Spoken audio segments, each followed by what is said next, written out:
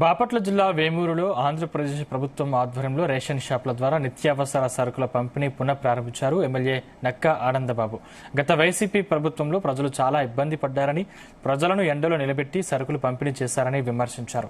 ప్రజల బాధలను గుర్తించిన కూటమి ప్రభుత్వం ప్రజలకు ఏ ఇబ్బంది రాకుండా సరుకులు పంపిణీ చేస్తున్నట్లు తెలిపారు. వేమూరులోని రేషన్ షాపుల్లో దివ్యాంగులకు, వృద్ధులకు ఇంటింటికి వెళ్లి రేషన్ సరుకులు అందించారు.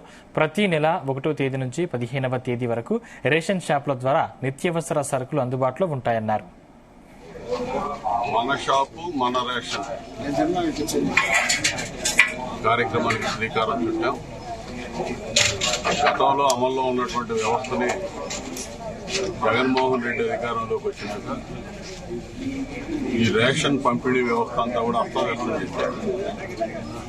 వాళ్ళ పార్టీ కార్యకర్తల దోపిడీకి, వాళ్ళ ప్రధానమైన నాయకుల దోపిడీకి ఇంటింటికి వాహనాల్లో సరుకులు పంపిణీ, రేషన్ పంపిణీ అని చెప్పి ఒక పథకాన్ని తీసుకొచ్చి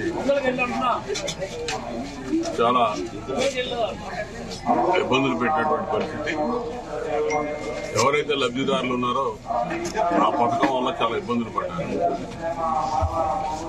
ముఖ్యంగా